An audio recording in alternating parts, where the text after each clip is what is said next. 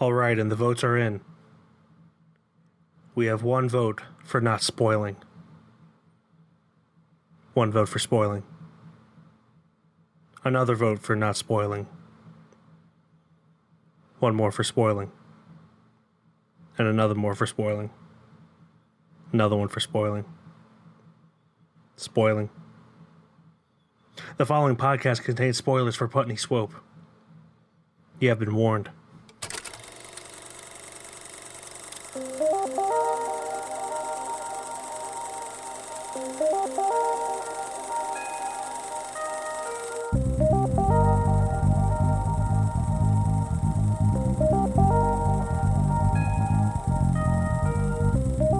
What is up, everybody, and welcome back to another episode of KFR News Radio.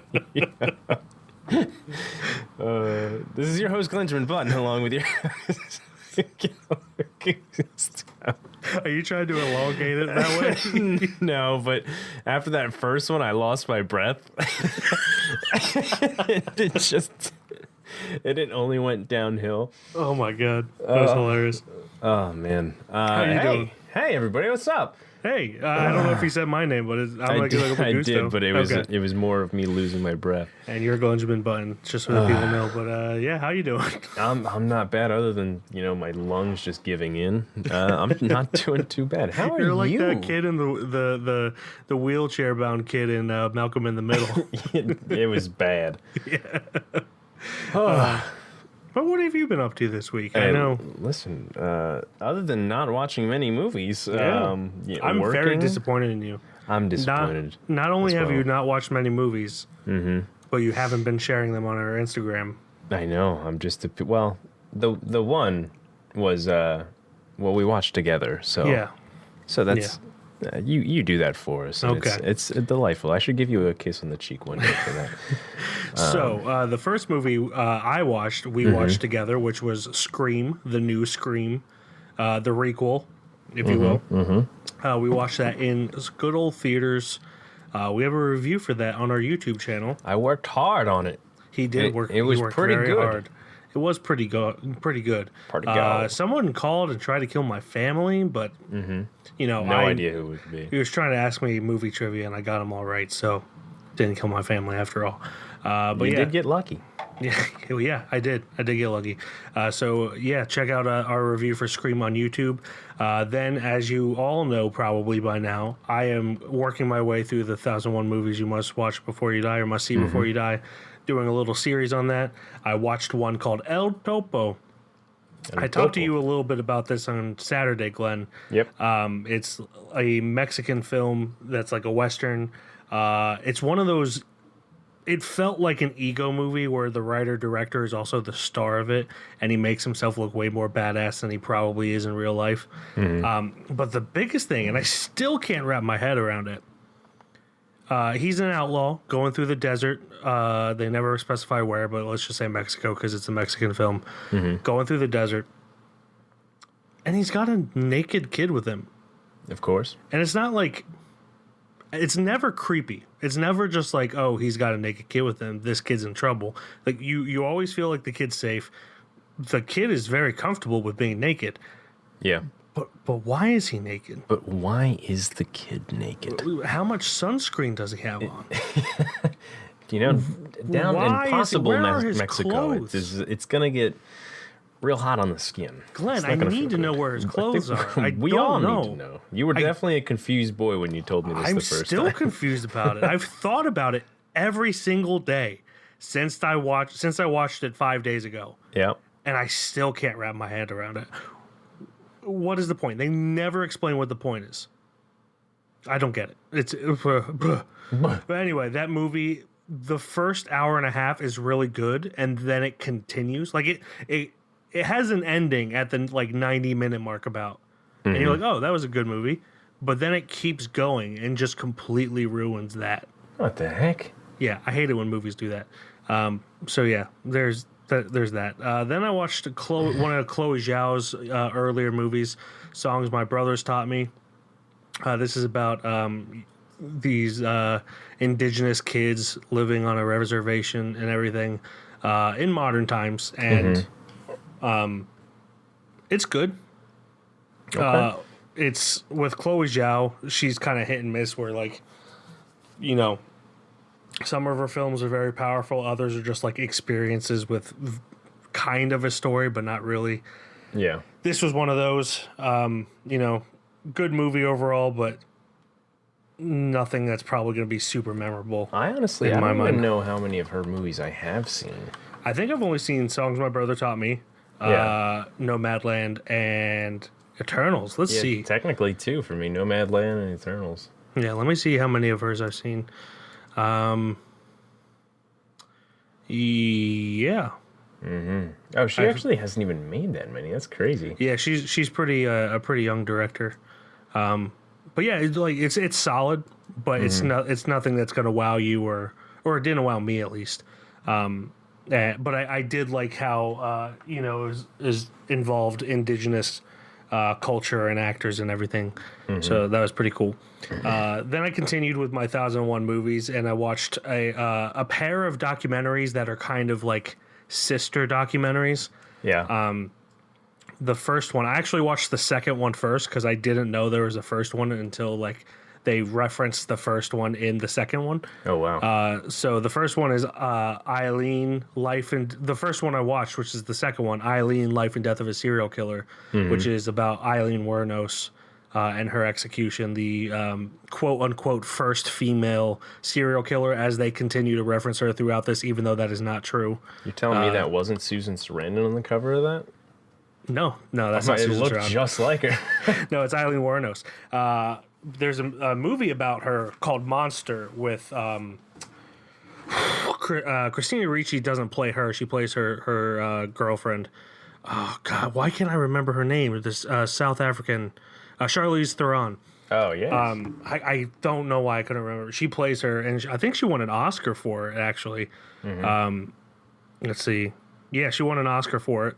Really good. Monster's a really good movie. Monster. I was trying to think of it.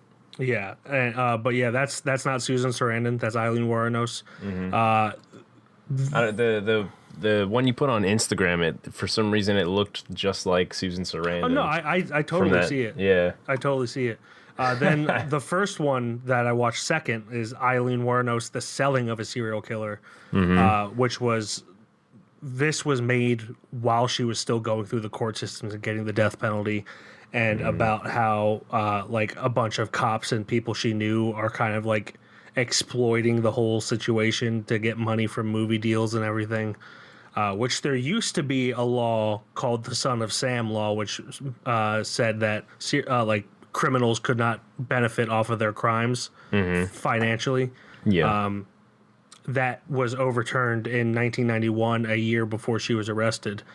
So she was trying to exploit the shit out of it. Yeah. As were cops, as were her friends and family. Yeah. The problem I have with these two documentaries, two things. The director, who also narrates it, has the worst narration voice ever. Just imagine Werner Herzog, but if he wasn't poetic and soothing. Jesus. Like, kind of like deadpan the whole time. Well, But not poetic and soothing That's like Werner crazy. Herzog is. Essentially. I don't know. He needs voiceover training, in my opinion. It was just bad. And then another thing is that, like, and this has been my problem with Eileen Wuornos for you kind of joked about this when we saw House of Gucci, how you don't get the idea of people like liking true crime. I find serial killers interesting because I think it's interesting. I like the psychiatry of it, like how someone could be so apathetic to life and that they would become that kind of person. And every single person, every single book I've read, every single article I've read has always said that Eileen Wuornos was given a crap deal. And they always reference her life and how hard her life was and how she was abused. literally, if you ask me, that's sexist because literally every single serial killer that is on the books has been found and is on the books has some history of abuse in their life. Why are they trying to be sympathetic to the woman serial killer, Yeah. but not the men serial killer? Like, you can be sympathetic of someone's. I'm not against them being sympathetic, but it's only her that anyone's ever sympathetic for. Yeah. It's never Ted Bundy, who was abused and might be the product of incest. It's never Jeffrey Dahmer, who was abused and might, was bullied for being gay and everything. What if it's just because there's so many of the men that there's just like not as many, the women cases at least? Well, I think it's just people generally victimize women no matter what happens to them. And, I think I'm not saying that she doesn't deserve sympathy for her life before she became a murderer. Yeah. But you got to balance it out. Like Ted Bundy had a shit childhood. Jeffrey Dahmer had a more stable childhood, but was still pretty shit. Yeah. Ed Gein had a shit childhood. They all had shit childhoods. And then, the thing that pushed Eileen Wuornos over the edge were products of her own choices of becoming a prostitute and everything. Yeah. So in a way, she is the one that forced herself to be put in a position where she wanted to kill people. Again, she deserves sympathy. Everyone deserves sympathy. But why is she the only one? I don't get it. It goes so far as like them saying that I'm against the death penalty, but they are like insisting that like she was doing it in self-defense. It's like, okay, once, twice, maybe self-defense. 7 times in 1 year, no way that is self-defense. That's a lot of self-defense going on and there. Like if it is Question mark. if it is after the second time you have to kill someone in self-defense, maybe question your career choice. Yeah. Being a prostitute and everything, who is like a hitchhiking prostitute, not even one with a pimp. She's a hitchhiking prostitute. So anyway, that's my soapbox. It's something that bothers me, and I know, like, yes, these documentaries were made during the thing, but it's so clear that she is mentally ill. Again, against the death penalty, especially for people who are mentally ill. But he's just like an hour into the second documentary, which was the first one I watched. He's like, I'm starting to think that maybe she wasn't doing it in self-defense. It's like, yeah, no shit. Oh, look at that. No shit. You've been talking to her for 10 years and you're just now getting that? What the fuck is wrong with you, guy? Anyway. He's clearly professional. Yeah. I mean, I'm not an expert in serial killers, but I read up a lot on them. And her story was not new to me when I watched these. So it was just very frustrating to watch. Anyway, I digress. Then I watched Putney Swope. Putney Swope. Which we're going to get into in a minute. I don't think we have any news. Is that correct? No, I don't think so. All right, so let's get into Putney Swope.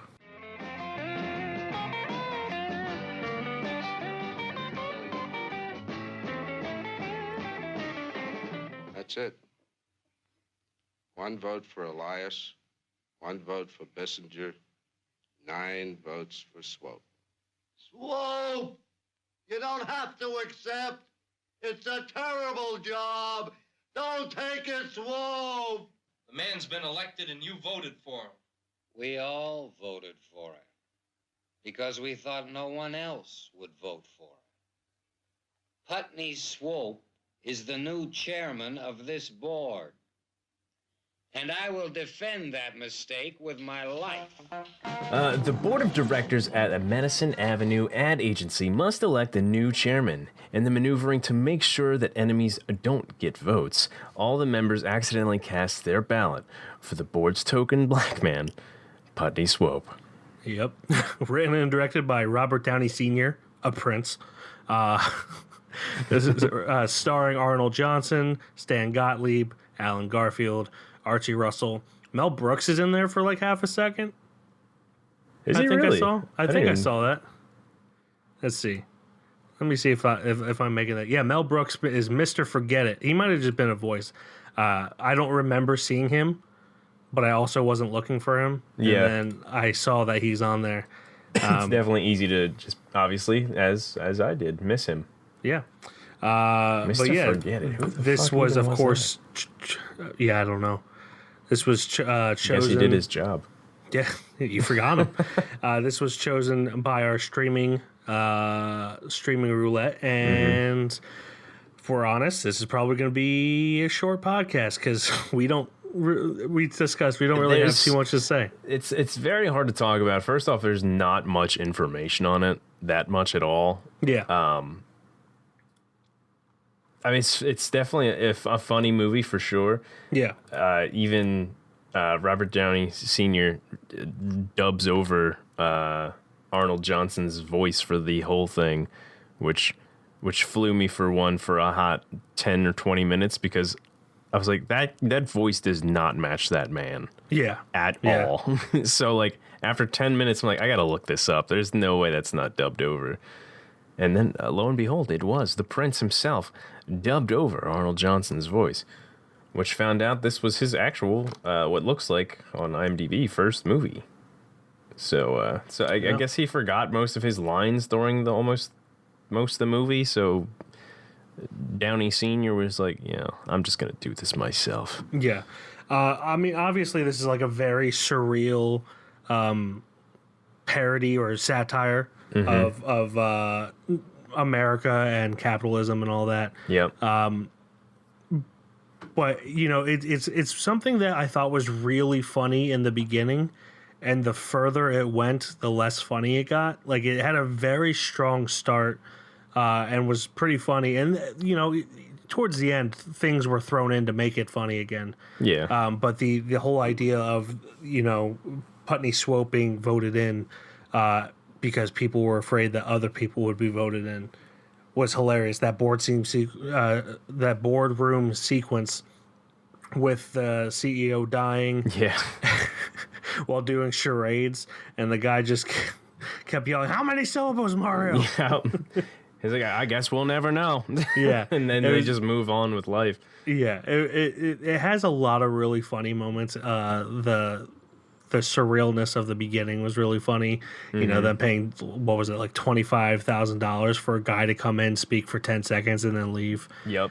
There's a lot of really stupid, funny, and also somewhat believable, albeit exaggerated, moments about like a marketing firm in there that I thought were hilarious. But it definitely overstayed its welcome for me, at least. And I found myself getting a little bored towards the end. But yeah, I mean, it's a solid movie. Yeah, it was definitely a solid movie, but it was basically just a lot of jokes and a lot of just talking shit to the other people around Putney himself. He's like, "Who are you? Don't care." Just, a lot of shit like that happened for, a good hour. And after. Firing everyone. Yeah, firing a lot of people. All funny moments. But Yeah. it was a lot of, repeating itself. There was one line that actually had me dying because I just was not expecting it. When he's getting like interviewed by, there's like a shit ton of, I guess you would call them not really paparazzi. They weren't taking his pictures, but just a shit ton of like news people asking him questions.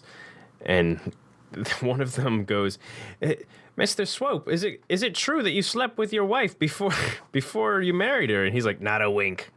And I was just not expecting that in the slightest, and I just started dying. Yeah, It does surprise you a lot with those, random funny like one-liners. I always had a good laugh ready in store for you. For sure. But it is for sure that it was probably way longer than it even needed to be. Yeah, I mean, it's not even long to begin with. It's 84 minutes, an hour, 24 minutes. A lot of it, a big chunk of it, probably a total of like 15, 20 minutes, is just commercial interludes of the commercials they're making. Yeah. Which were oftentimes the best part. Now You that we're talking about it. An air conditioner. Oh yeah, you can't eat air conditioners. Just with stupid lines like that. I'm trying to think what my favorite one was. I can't quite remember it. But it was like the first commercial, I think it was, with the Miss Redneck New Jersey or something like that. Yeah. And I don't remember what happens. It just ends with someone being pied, and it's for She's a like- chicken pot pie commercial. They're talking about something. He's like, you say 25 words about about the world or something or what you think, and she's like, blah blah blah blah something. These people should get a piece of the action, and he's like, well, Marie or whatever her name was, and she's like, oh, I'm sorry, a piece of the pie. Bah! Smacks her with a pie. He's like, I never thought she'd get there. Yeah, It's so random. Yeah, and it also has like this weird subplot of the president, who is a little person, with like this weird bald guy. Like, what was that about? Did you follow that? He was an investor in, I guess Putney's, business, and to be honest, I wasn't exactly paying too much attention to it. Yeah. But I guess he was an investor and wanted Putney to involve himself in something specifically, and just kept calling him, and Putney, being Putney, just kept turning everybody down, and even the president. The bald guy, speaking of which, the bald guy had me dying because, the bald guy in John Wick 3, Mark Dacascos? The one who's a fan of John Wick? Yeah. Yeah. I'm sitting there like, if this movie was ever remade, Mark Dacascos would be that guy. Absolutely. Right there. And then they Easy had the bald black man in the white suit with sunglasses, Morpheus himself. Yep. Looked like Yahya Abdul Mateen the second. There's a lot of really memorable characters in this. The characters are more memorable than the story, honestly. Like, yeah. it's A lot of the jokes and the characters are just definitely the best parts about it. I mean, it's a fun movie. It's definitely goofy. I am very curious as to why Robert Downey credits himself as a prince.